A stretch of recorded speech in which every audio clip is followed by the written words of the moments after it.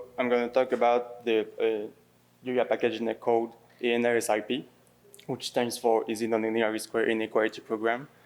Basically, this is the Julia version of a Fortran 77 open source optimization library that was conceived in the 80s by two Swedish authors.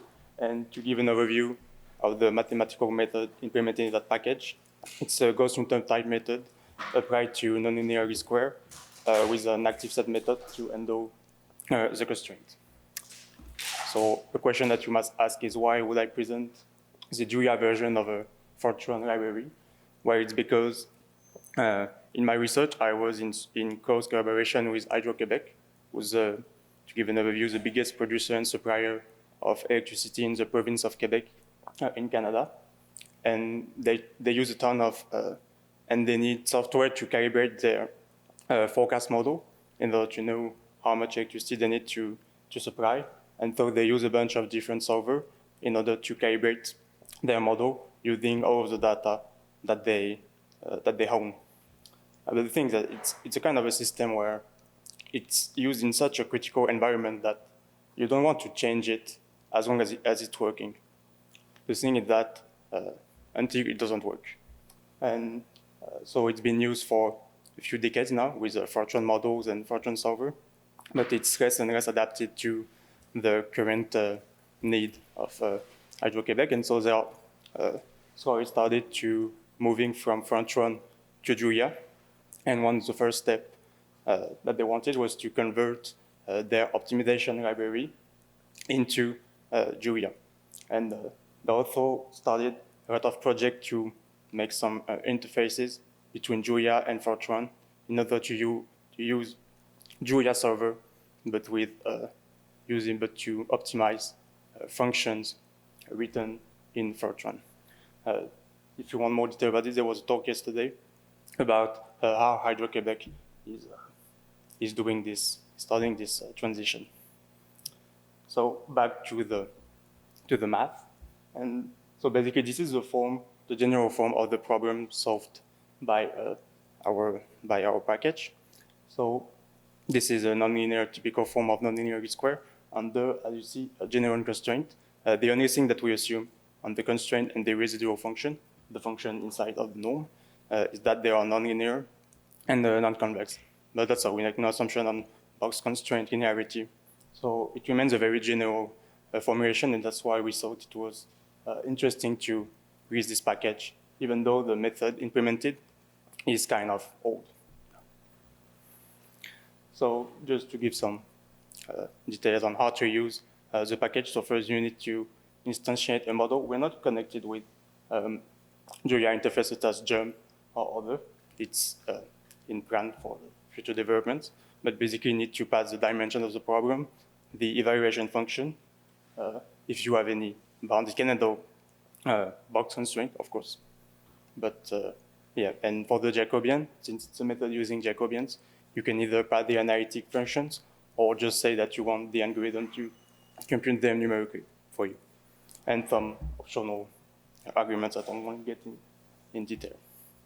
So to give an example with a simple 3-dimension problem, let's say here I first compute my dimension, then define the residual and constraint function. It has to be, even if there is only one constraint, it has to be in an array for the use of the package.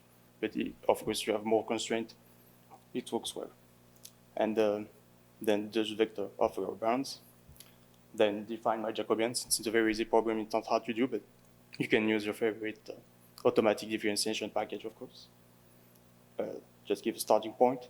Instantiate my model with all this bunch of informations, and then just call the solver, and I set the solver to silent. But if you want to output and some detail about the iterates, this is an optional argument you can modify. So this is just a table with some results that we got and compared with nonlinear optimization solver called IPOpt. So just to see on some problems, some very easy problem with globally unknown global optimum. So IPOpt doesn't outperform for this kind of easy problems. I didn't print the performances, the benchmarks for the time of computation, because there is not enough room in this slide, fortunately. But globally, our software isn't like as optimized as IPOP, but it was okay in terms of time of compute, CPU time. So to conclude, this package can be, I don't think now, there's a package manager, I tried this morning, it doesn't work, but you can download it using the GitHub repository. And I recommend to check because you can see there's some documentation for more details on like how to use the library and some more examples. And just a quick word on what we are planning for the future. So we are aware that the way to implement model is very specific to this package, so it's not very practical. But we kind of aiming at some compatibility with Jump would be great. But we're also, for the short term, we might also target compatibility with optimization API and especially NLP models. So we don't know which is a nice way which would be a nice way for us to model in a very general way nonlinear least square problems, and would be great for benchmark. And I printed you my email in case you want to make some feedback, and anything is welcome. Thanks for your attention.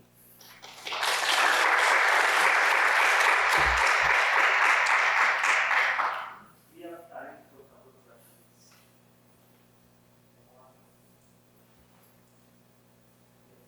How does it compare to more better for nonlinear problems in general, this solver is targeted for problems of this form, so it can handle, like, the objective function has to be of this form. You could put this into a IPO program. Yeah.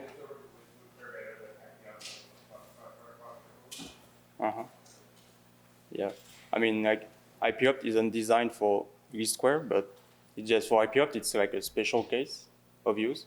But we just used IPOpt because it was like a state of the art and like one of the most efficient nonlinear fuzzers. But it's also like what was interesting for us was more solver that could handle general constraints more than the least square term.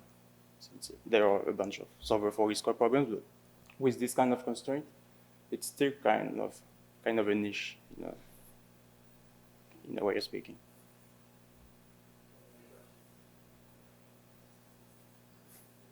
What is the dimension of the work where you have to solve your code?